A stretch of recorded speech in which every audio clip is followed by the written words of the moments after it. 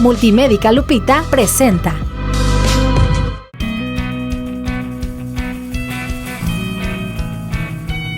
¿Cómo están? Buenas tardes, bienvenidos a Lente Rosa con Luz Amalia Barrón, aquí por la señal de Stereo Vida, el 95.3 de FM. Gracias por acompañarnos en sus diferentes espacios, a través de su radio, a través de su auto. Y bueno, pues nosotros tenemos para ustedes hoy un tema muy importante, un tema muy diferente a lo que siempre tratamos un poquito aquí en Lente Rosa, porque nos vamos a ir a hablar un poco de leyes. Vamos a ver de qué se trata, ¿les parece? Este es el tema de hoy, en Lente Rosa con Luz Amalia Barrón. El día 1 de mayo se publicó la reforma laboral, la cual consiste en modificaciones a la Ley Federal del Trabajo, Ley del Seguro Social, Ley del Infonavit, entre otras, y de 569 artículos con cambios. 555 pertenecen a la Ley Federal del Trabajo. Esta reforma fue aprobada por la Cámara de Senadores y se enmarca en la justicia laboral y la libertad sindical. Con esto se busca fijar reglas claras, disminuir juicios individuales de conciliación y garantizar representatividad óptima en negociaciones colectivas. Todo esto se oye muy bien o muy mal, depende cómo lo interprete cada quien. Pero mejor, dejemos que el especialista del tema nos despeje las dudas sobre las ventajas y desventajas de la Reforma Laboral Federal 2019. Y tenemos como especialista al licenciado Eduardo Ramírez Roque. Él, bueno, pues viene a platicarnos sobre esta reforma laboral a nivel federal que inicia a partir de mayo del año 2019. Realmente es un tema muy importante para comentarlo aquí porque hay muchas dudas de repente en torno a las reformas que se han dado últimamente, inclusive confusiones con la ley burocrática que recientemente se modificó aquí en nuestro estado. Y yo quisiera empezar preguntándote por eso, licenciado, ¿qué es o qué abarca la reforma laboral del 2019? Sí, Luz Amalia, mira, principalmente en la reforma laboral de mayo del 2019, habla principalmente de la Ley Federal del Trabajo, que es el artículo 123 de la Constitución Política de los Estados Unidos Mexicanos, en el apartado A. En esta reforma la podemos dividir en dos grandes ejes. Primeramente lo que es la cuestión sindical y lo que es la cuestión de la justicia laboral. ¿Sí? Entonces, de la justicia laboral la podemos dividir en dos etapas, que es la en sede administrativa y lo que es en sede jurisdiccional, es decir, ante un juzgado que va a conocer del asunto. Primeramente en sede administrativa, bueno, se crea un Centro Federal de Conciliación y Registro Laboral, que como su nombre lo dice es donde vamos a conciliar, es lo previo a llegar a un procedimiento de carácter laboral. El requisito importante para que tú puedas iniciar una demanda ante un patrón por despido injustificado, primeramente tendrás que agotar lo que es sede administrativa, es decir, tendrás que comparecer ante el Centro de Conciliación y Registro Laboral del Estado o de la Federación, dependiendo el patrón que te corresponda, si es de competencia federal o si es de competencia local. Una vez que te dan una constancia de que compareciste a este centro, si se llegó o no a una negociación, porque obviamente su objetivo del centro es conciliar entre las partes, es decir, conciliar entre el patrón y el trabajador. Obviamente bajo la premisa de que no se pueden renunciar derechos laborales que ya se adquirieron. ¿Cómo cuáles? Bueno, pues no puedes renunciar lo que es la antigüedad, lo que es tu aguinaldo, lo que son prestaciones que conforme a la propia Ley Federal del Trabajo te concede. Por ejemplo, si hay un despido injustificado, obviamente no puedes renunciar a tu indemnización, que son un concepto de 90 días por concepto de tu último salario diario percibido. Eso es a lo que no puedes renunciar. Así Ahora, quienes nos escuchan, por ejemplo, si pertenecen a una empresa privada o si pertenecen al sector de gobierno del Estado, a la burocracia, o si pertenecen a una dependencia federal, ¿esta reforma a quiénes incluye? Bueno, son tres trabajadores totalmente diferentes. Si pertenecen a una iniciativa privada, a una empresa de carácter privado, obviamente le corresponde la le corresponde conocer le va a tocar corresponder más bien, ya con esta reforma, a un juzgado estatal en materia laboral, que va a depender propiamente del Poder Judicial del Estado. Pero en la misma Ley Federal del Trabajo establece cuál es la competencia de la federación. Si tú me dices, bueno, es que es un trabajador que su fuente laboral es una dependencia federal, obviamente también no puede ser sujeto de esta ley, salvo en algunos aspectos, como puede ser lo de un riesgo de trabajo, lo que pudiera ser una mala calificación de un riesgo de trabajo, o bien una devolución de cuotas del Seguro Social o del Infonavit. Esos temas sí son relacionados con la Ley Federal de Trabajo, el apartado A. De lo contrario, se someterían a las reglas en materia laboral, pero del apartado B del artículo 123 de la Constitución. O sea, estamos hablando de dos trabajadores totalmente diferentes. Entonces, la Ley Federal del Trabajo, el artículo 123 constitucional, apartado A, regula la actividad de las empresas de carácter nacional o de presencia nacional, ¿sí? Eso sí es competencia será competencia de los juzgados federales, que van a estar obviamente ubicados de manera estratégica, pero me imagino que va a ser en las mismas situaciones que están ahora las juntas federales de conciliación y arbitraje. Es decir, aquí en la capital existe la Junta número 61, la Junta Federal 61, y deberá de existir también un juzgado federal en nuestra entidad que va a conocer de todos esos asuntos relacionados con las empresas de carácter nacional. Mientras que las empresas de carácter local, podemos decir, por ejemplo, una de cualquier empresa que genere trabajo dentro del Estado, bueno, pues va a ser competencia de los juzgados laborales de materia estatal. Un claro ejemplo de un trabajador que va a conocer la Junta Federal, por ejemplo, es un trabajador que dependa de una refresquera. ¿Por qué? Porque la materia o la actividad del refrescos y bebidas endulzadas es de carácter federal, no es de carácter local. Entonces ahí esa es la distinción que podemos tener. Y un trabajador del Estado obviamente va a regirse por la ley laboral burocrática, recién aprobada también a nivel estatal, pero no tiene nada que ver con la reforma que se dio en el 1 de mayo, más bien entró en vigor el día 2 de mayo del 2019. Y sí, yo quiero que en esta primera parte de este programa quede muy claro esto, porque quienes nos puedan escuchar a lo mejor pudieran confundirse. Cuando se hablan de reformas en lo que sea, en la educación, en este caso en la reforma laboral, pues todos los que somos empleados nos sentimos directamente afectados por estas ventajas o desventajas de una nueva reforma. En este caso, bueno, tú estás siendo muy claro que como es una reforma a nivel federal, si eres un trabajador de una empresa privada aquí en el estado, no te va a afectar. Si eres un trabajador a nivel estatal, tampoco. Si eres un trabajador a nivel federal, no totalmente, ¿verdad? Porque no dejas de ser parte de este estado, no dejas de ser parte tú de quienes habitan el estado de Nayarit, y que también tiene que ver con el estado algunas de las especificaciones en la ley laboral, ¿es correcto? Así es. Vamos a hacer un corte porque ya me está indicando Mireya Casillas que vamos a corte y regresamos porque hay mucho que hablar, muchas gracias. Servicios Integrales Column SC presenta En Lente Rosa con Luz Amalia Barrón hay temas que se tienen que hablar y tu opinión sí cuenta. A partir del 1 de mayo de 2019 se han realizado modificaciones a la Ley del Trabajo, por lo cual surgieron dudas a muchas personas. Hola, soy Brenda Díaz y en Lente Rosa tu opinión sí cuenta. Enseguida te presentamos las participaciones de nuestros radioescuchas. ¿Por qué las contrataciones de outsourcing? ¿Por qué son así? ¿Por qué permitir que al trabajador se le lacere tanto? En términos generales me interesa saber qué modificaciones va a haber en lo que respecta a mi área laboral o a lo mejor en mi trabajo con esta reforma.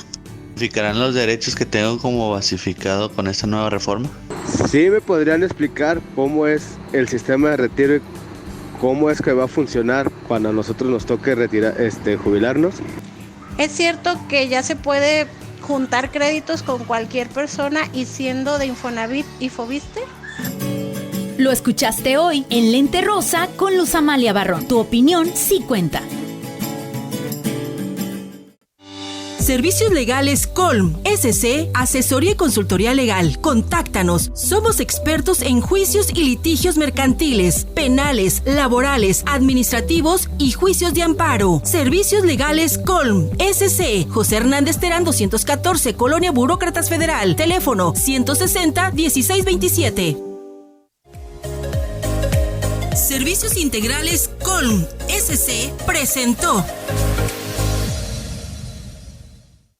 Licenciado, pues allí están las preguntas de nuestros radioescuchas. Obviamente tú te darás cuenta que puede haber algunas confusiones en cuanto a la ley federal, a la ley burocrática.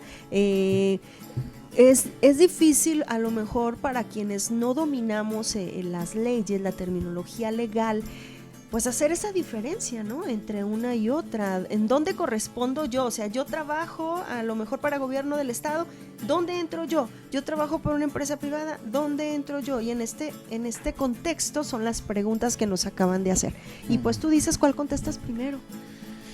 La relacionada con qué pasará con el sistema de jubilaciones. Bueno, primeramente hay que hacer una diferencia, que en 1997 se dio una reforma también en cuanto a la cuestión de las pensiones. Uh-huh. Es donde aparecen la forma de jubilarnos o de pensionarnos a través de las famosas AFORES, ¿no? Que son concentradoras del dinero que estás ahorrando, y al final te pueden dar en una sola exhibición tus cantidades, o bien te lo pueden dar por mensualidades, dependiendo del momento que llegue o se cumpla el requisito o la condición que la propia Ley Federal del Trabajo establece, es decir,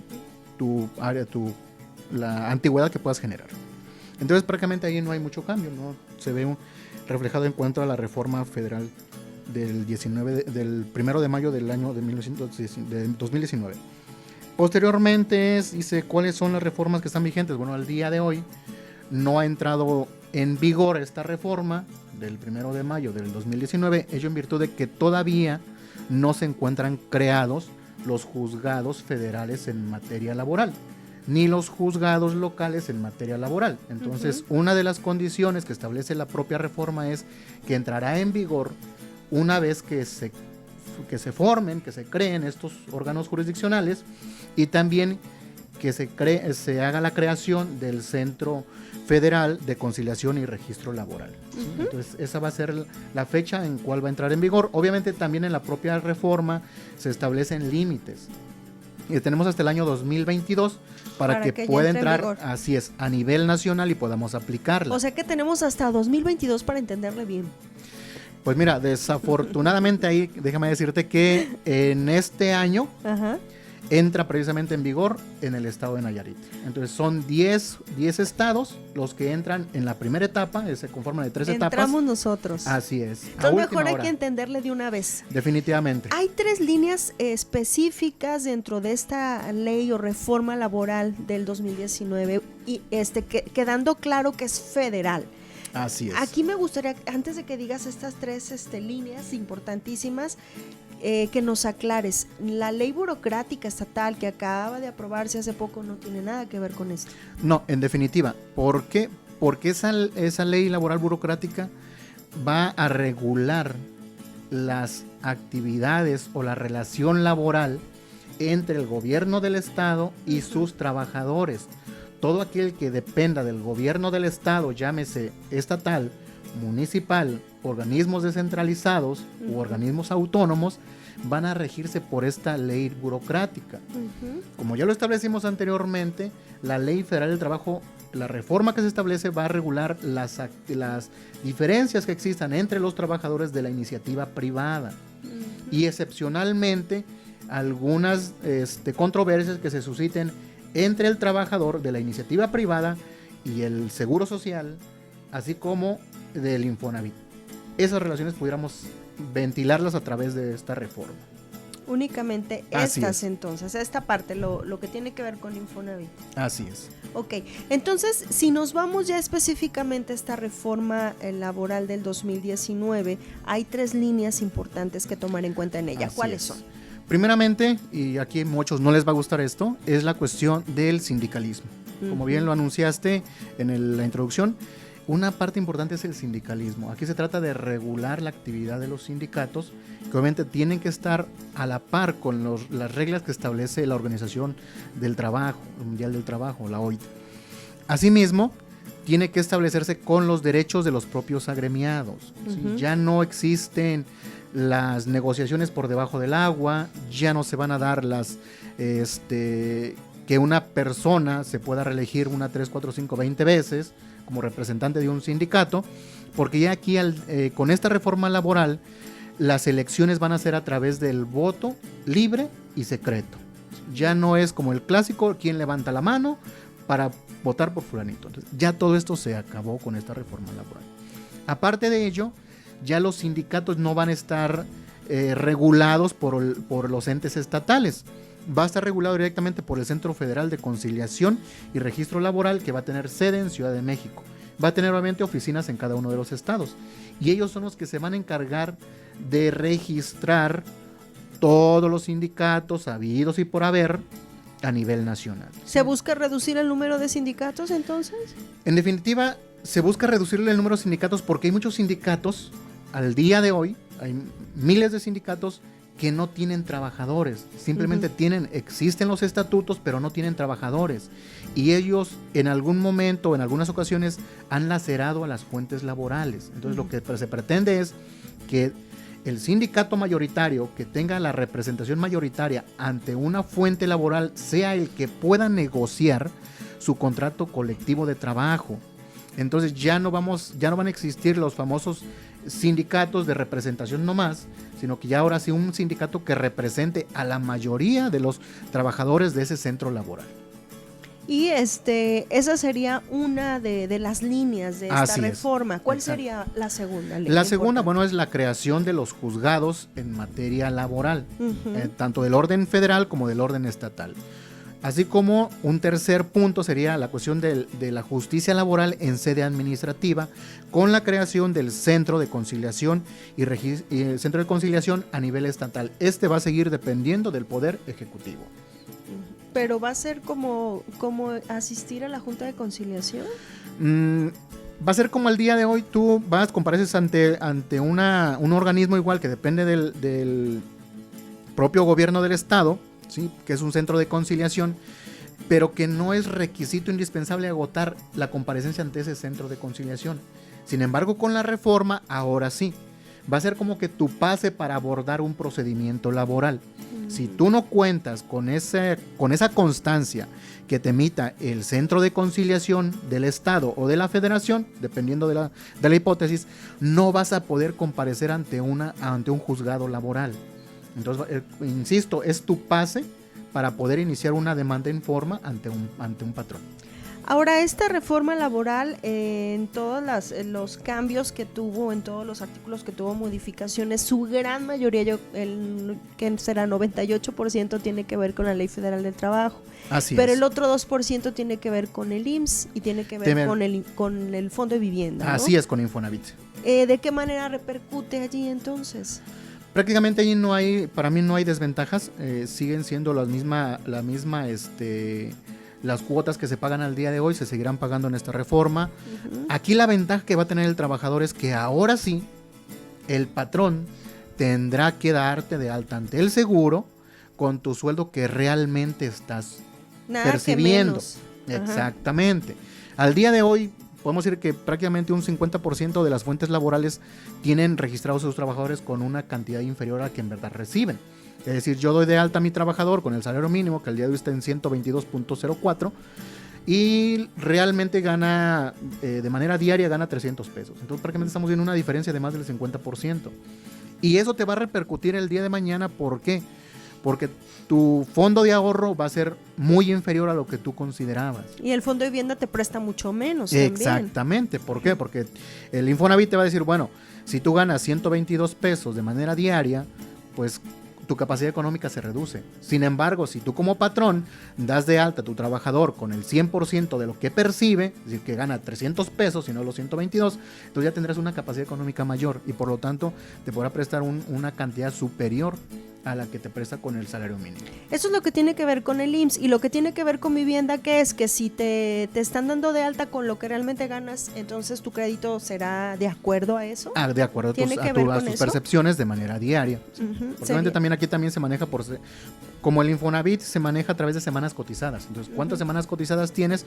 También tu último salario que percibiste también genera que tengas un mayor o un menor puntaje para poder acceder a un crédito de Infonavit. Y hablando de Infonavit y hablando del IMSS, allí sí entramos todos los trabajadores del nivel que sea, privado, estatal o federal, ¿verdad? Allí sí la ley federal del 2019 sí nos afecta positivamente o negativamente. Bueno, sí hay una repercusión. Pues sería positiva, ¿no? En este caso, porque pues va a haber ahora sí que se le va a obligar al patrón que realmente declare lo que estás ganando. Si tú ganas 3,000 pesos al mes, que estás ganando 3,000 y no que estás ganando 1,500, por poner un ejemplo. Así es, y más que nada porque al día de hoy se le da más facultades a la Secretaría del Trabajo y Previsión Social, donde como patrón puedes llegar en cualquier momento a hacerte una auditoría de que si tus trabajadores en verdad están trabajando,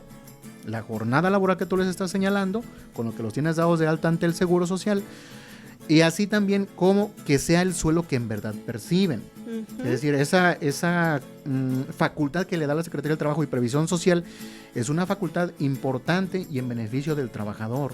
¿Por qué? Porque ahora sí el patrón te tendrá que tener dado de alta con tu sueldo que en verdad estás percibiendo. Y así todas tus prestaciones. Exactamente, ¿verdad? Se va a ver reflejado. Ahora, explícanoslo en español para todos los que no entendemos de leyes. Estas tres partes tan importantes y fundamentales, de alguna manera tienen que ver con nosotros como trabajadores, seamos de la parte privada, seamos de la parte estatal, federal, o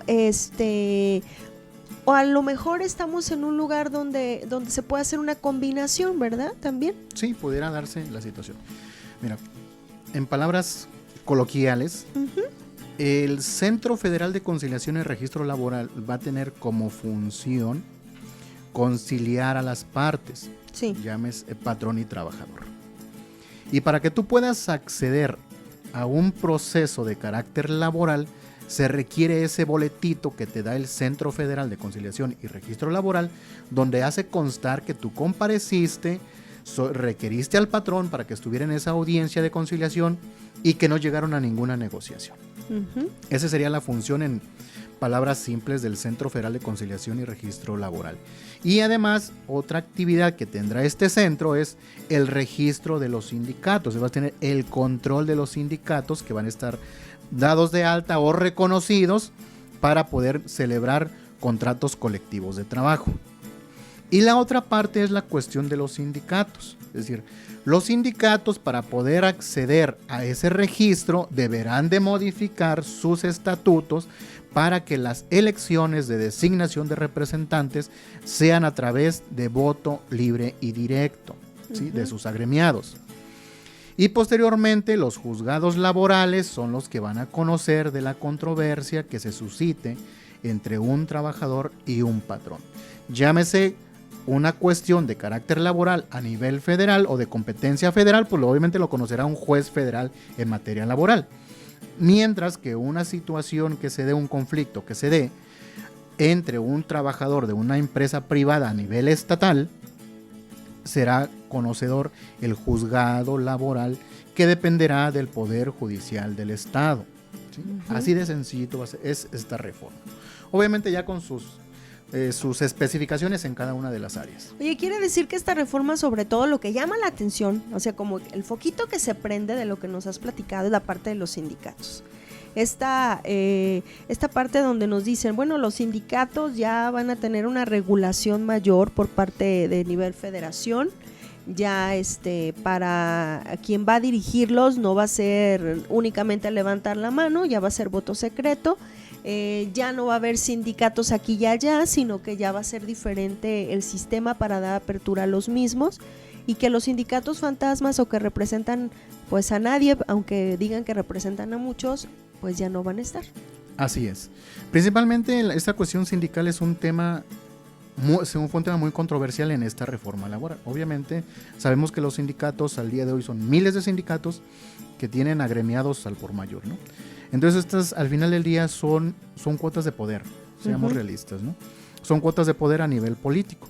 Entonces todas estas cuotas de poder al día de hoy lo que se quiere es que el sindicato sea para lo que fue creado, para defender los derechos laborales de sus agremiados. Y quienes deben mantener a ese sindicato, posiblemente son los propios agremiados, quienes podrán autorizar, que es algo muy importante también, podrán autorizar al patrón que les hagan los descuentos por concepto de cuota sindical. O también podrán decirle al patrón a través de una cartita, oye, patrón, ¿sabes qué? No quiero que me descuentes una cuota sindical. Es decir, al día de hoy, con esta reforma laboral, quien quiera colaborar de los agremiados con su participación económica para el funcionamiento del sindicato, lo puede hacer. Y quien no quiera, no hay ningún problema, no lo puede hacer. ¿Por qué? Porque al final no va a ser una obligación apoyar económicamente al sindicato. Oye, y si no aportas, entonces te pueden sacar del sindicato. Tendrían que existir causas justificadas, obviamente, y la cuota sindical no es una causa justificada para poder expulsar a un miembro del sindicato. Ándale. Y la otra, alguien puede decir, bueno, yo no quiero tener sindicato, me represento solo. Está en toda su libertad de poder pertenecer o no a un sindicato. Ok, vamos a hacer una pausa breve en cuanto al tema y nos vamos a la entrevista de hoy. Estos son los momentos de reflexión en Lente Rosa con Luz Amalia Barrón. El trabajo dignifica, y si se hace con esmero, esfuerzo y compromiso, se convierte en pasión. Bien, pues ya nos quedan unos poquitos minutos, licenciado, para las conclusiones del tema de hoy. Obviamente sé que faltó mucho por decir, pero ¿cómo te gustaría concluir el tema, lo que hemos platicado en esta ocasión? Bueno, yo creo que una de las conclusiones sería en el sentido de que la justicia laboral, con esta reforma del mes de mayo del 2019, tiene como finalidad que la justicia laboral se dé tal cual al día de hoy, ¿no? Que no sea una simulación, como en muchos casos ha sucedido al día de hoy con las juntas federales y las juntas locales de conciliación y arbitraje. Que el trabajador se resuelva su cuestión procesal o su asunto laboral en un menor tiempo. Yo creo que con la creación de los juzgados ese es uno de los objetivos primordiales, ¿no? Que la justicia llegue pronta y expedita como lo establece la propia Constitución. Y otro punto importante, bueno, es que al día de hoy los sindicatos también van a estar más vigilados. Van a estar más vigilados en el sentido de que van a saber sus agremiados en verdad en qué se está gastando las cantidades que otorgan de manera quincenal o de manera mensual por concepto de cuota sindical. Además que tendrán la libertad ahora sí de votar de manera libre, secreta y directa para la elección de sus representantes sindicales. Yo creo que esos son los puntos importantes que pudiéramos obtener con esta reforma laboral. Bien, y pues aquí también comentar a todos los que nos escuchan la importancia de investigar un poco más acerca de ella, de poder conocer realmente qué es lo que pasa en este tipo de reformas. A veces creemos que somos más o menos afectados, pero porque no conocemos el contenido de estas reformas o de estas adiciones a las leyes. Exacto, yo creo que uno de los grandes problemas que tiene la sociedad mexicana es que no somos muy adeptos a la lectura, y mucho menos a la lectura sobre asuntos que nos conciernen y nos van a afectar, ya sea en el momento que entren en vigencia lo que son las leyes, o bien en algún momento de nuestra vida vamos a ocupar o vamos a tener que saber sobre esa reforma. Entonces sí es importante darle un poquito más de difusión, obviamente también como medios o como despachos, dar un poquito más difusión en relación a las reformas que tienen impacto a nivel social. Y más tomando en cuenta que Nayarit va a ser uno de los 10 estados donde se va a aplicar ya a partir del 2021, ¿verdad? Te corrijo, ahí es a partir del mes de octubre del 2020. Prácticamente ya estamos a meses. Ay, Dios mío, yo les quería dar más tiempo. Ok, 2020. Muy bien, muchas gracias. Licenciado Eduardo Ramírez Roque, gracias por estar aquí. Gracias, como se me. Gracias, Mireya Casilla en controles, nuestra productora Ángela Ayala, Brenda Díaz, nuestra colaboradora. Me despido como todos los miércoles. Tú sigues sembrando las semillas de tus sueños y sigues confiando en ellos buscarán la forma de florecer en ti. Hasta pronto. Multimédica Lupita presentó